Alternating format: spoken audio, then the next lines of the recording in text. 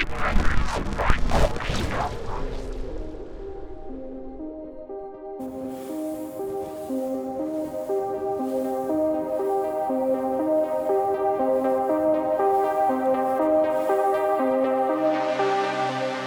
is another gorgeous morning, and welcome back to another one. I haven't seen you guys in a little bit, and I have reasons for that.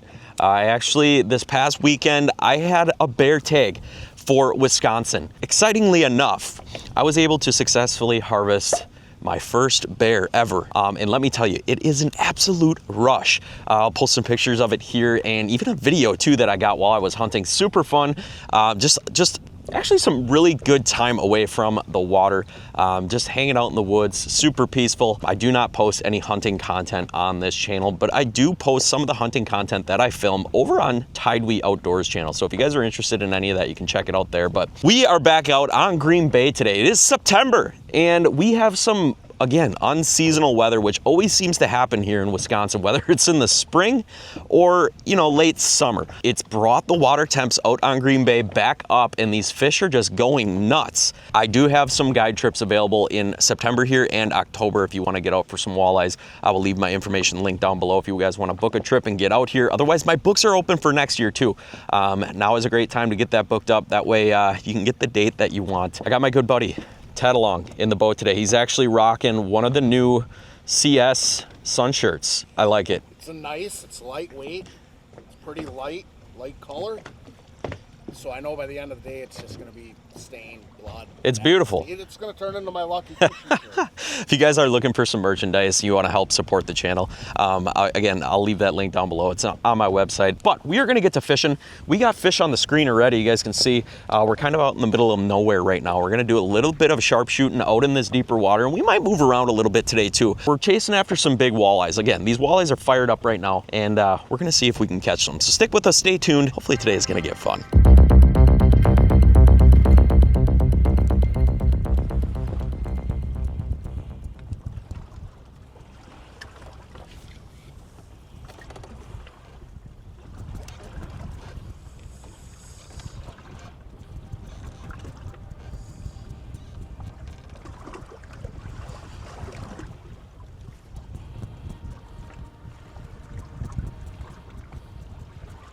Come on.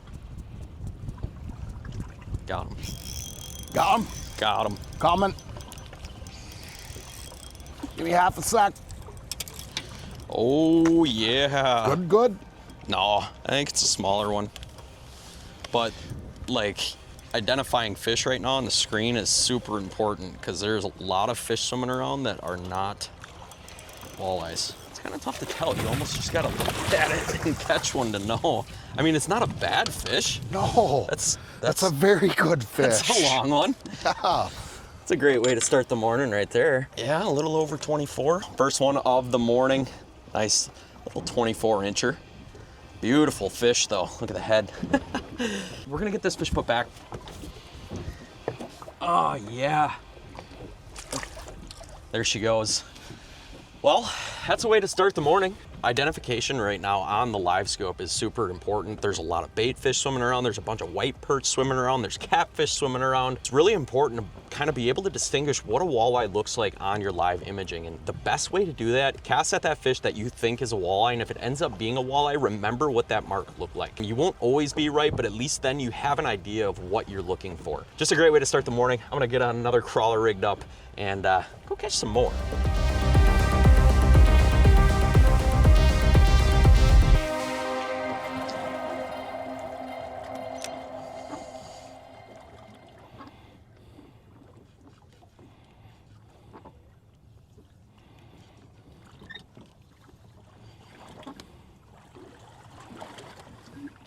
There we go. Come on.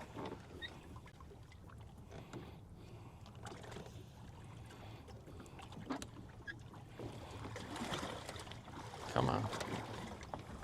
Got him. That's a nice walleye. Good work. You could just tell. So that mark was up high. Yep. Just like a lot of the sheephead have been, but those sheephead, if you look at them, they're those big rounder marks. This one had a little bit of length to it, and what I've been noticing too right now is these walleyes are kind of they're head down, floating in the water column. So if you can look close enough at your LiveScope screen, you look for those marks that you can see where that head is facing down and they're just kind of floating in that water column. More than likely it's gonna be a walleye, and that's exactly what this one was doing. It was right up at the surface. I mean, 5 feet down, I seen it. Oh, that's a good fish. Switched back over to an 1/8 ounce jig, 1/8 ounce show jig. Oh boy. Got a little fire. Lumix 2000 from PC Fun is just singing. Yeah, he's... That fish is healthy. Can you believe it's September? There we go. Good fish. Nice fish. Right there. On the purple show jig. Switched back over to an 1/8 ounce. And that's what that one ate. You gotta filter through a lot of the sheephead that are floating around here. You know, we came in shallow, there's a lot more fish, but unfortunately, along with that, there's a lot of sheephead here too as well. And historically, walleyes like to hang out with sheephead. As the infamous John Hoyer would say, if the sheephead are here, the walleye are near, and that's exactly what we're working with right here. We'll see you later, pal. Thank you. You know, it takes a lot of practice and time just to kind of get used to what you're looking at on your LiveScope screen. But once you're getting confident with those electronics, you can really start to hone in and look at the finer details of those fish. You know, once you play with your settings, you get everything dialed in. You can see the fins, you can see the way that fish is facing, and that's gonna help you identify what you're casting at.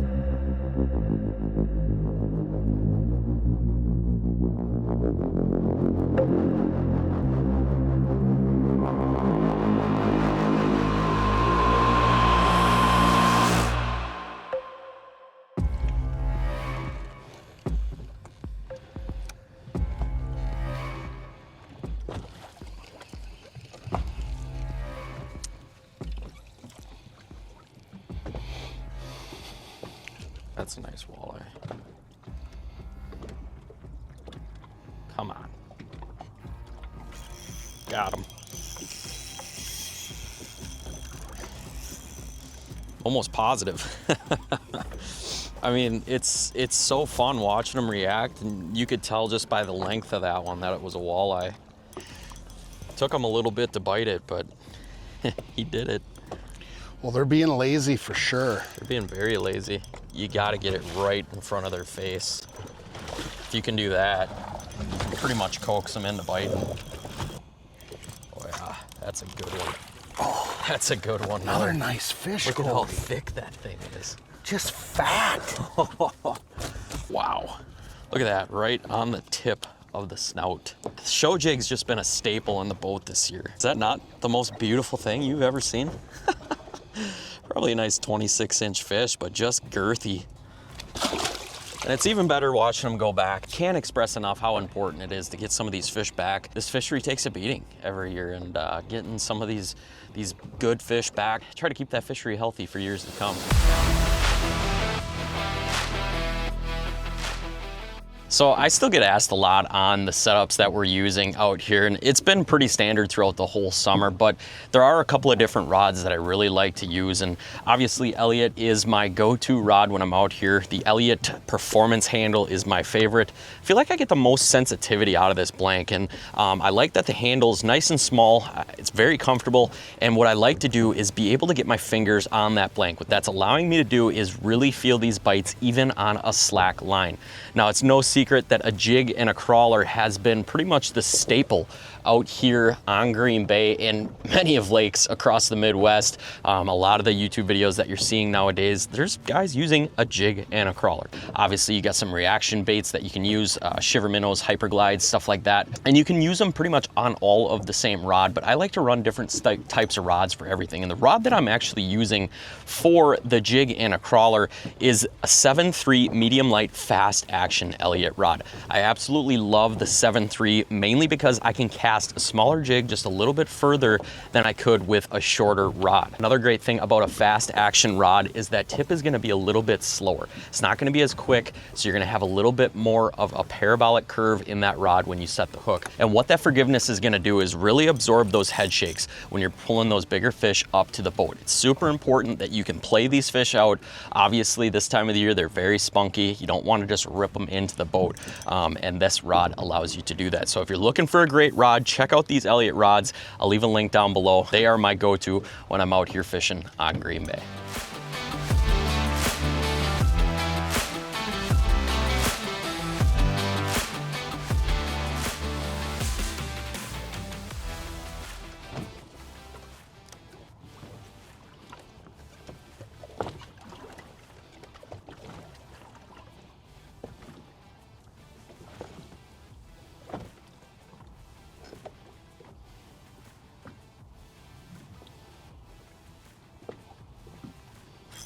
Got him.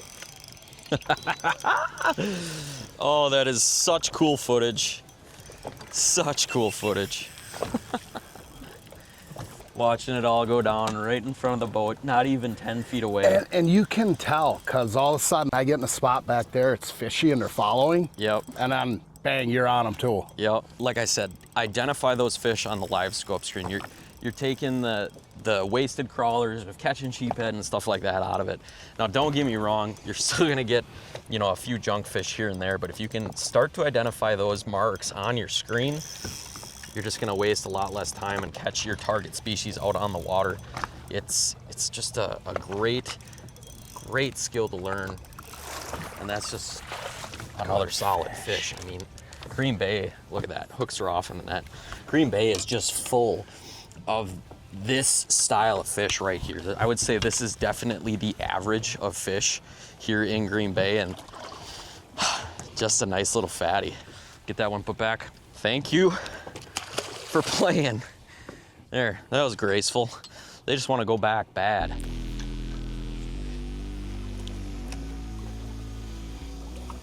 Isn't it amazing how much debris is floating in here? Yeah, a bunch of weeds.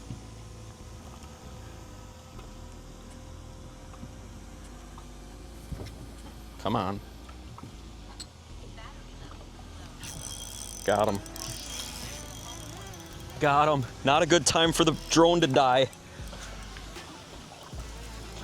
I'm coming.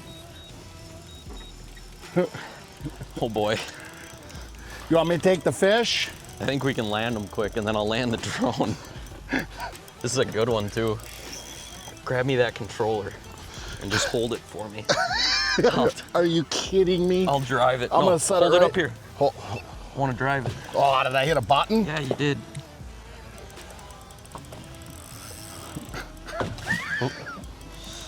Come on, this isn't good. How's it going, everyone? All right, put it down. Don't step on it. Try not to. This is a good one. Got a lot going on here, Cody. It's a good fish. Oh, that's a good fish. I got him. Get the drone. That's a good fish. Bring him down there. I got it. All right. We got her. Oh my goodness. Terrible time for the drone to die, huh, Miller? Yeah. As we hook up on an absolute tankarooski. This is about as fun as walleye fishing can get. Sharpshooting fish on your electronics up front. Garmin's been the ultimate tool the last couple of years to putting fish in the boat. I know there's a ton of hate out there, you know, revolving around that forward-facing sonar game. And it really comes down to being responsible with the electronics and making sure that we're getting fish put back when it's necessary. You know, obviously it makes finding fish a lot easier. It doesn't always necessarily make catching fish easier, but finding them for sure. And you can learn so much about the species that you're looking to target. And that's what makes it so fun. 26 right on the dot. Just another gorgeous Green Bay fish. There we go. Water's nice and cold. Best part about fall, these fish can go back. You don't have to worry about them being a baby or being finicky. What a fire drill that was.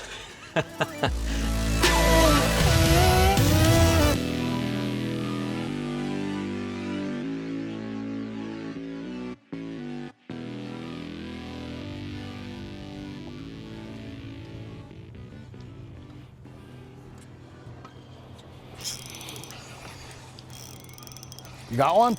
Yup.